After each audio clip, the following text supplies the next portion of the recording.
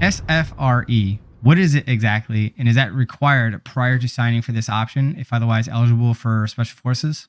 That's a good question. So SFRE is going to be for guys that are they're currently in service, or a lot of guys that we might put in might be on a Tri-1 or a 1-year contract, which allows them to go to SFAS and try to get selected and do follow training.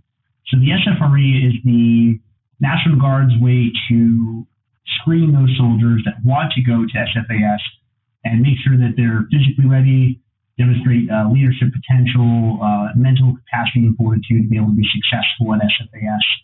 The 18 X-ray contract does not have a contractual obligation to attend an SFRE. They don't have to go to an SFRE to earn that contract.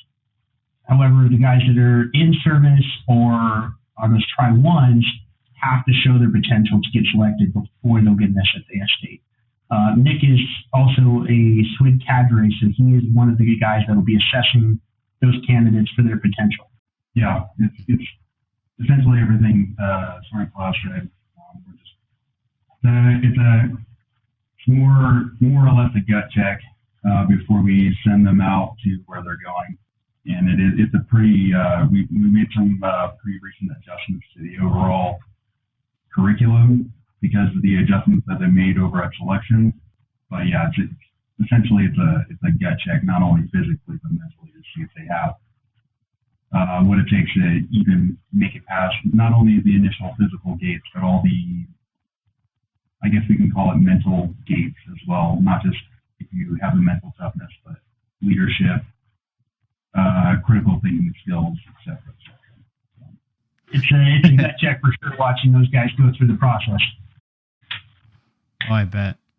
I'm sure it's pretty interesting to see the different types of people that go through the program. Is it like that typical Hollywood image of what a soldier looks like Jack for no reason kind of guys, or do you see some average looking folks going through the program as well?